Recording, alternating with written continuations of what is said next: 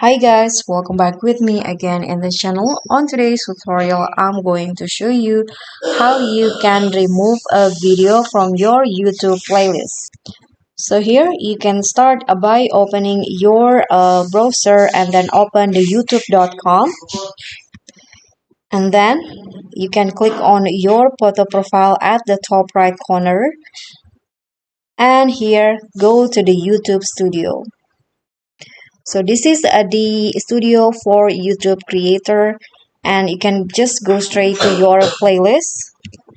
You can just here click on content, go to playlist, then choose the playlist. For example, in here I'm going to go with Spotify.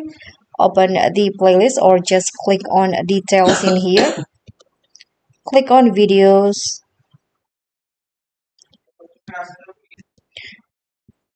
So you can just choose the video that you want to remove from your playlist. Here you can just there are two methods that you can do.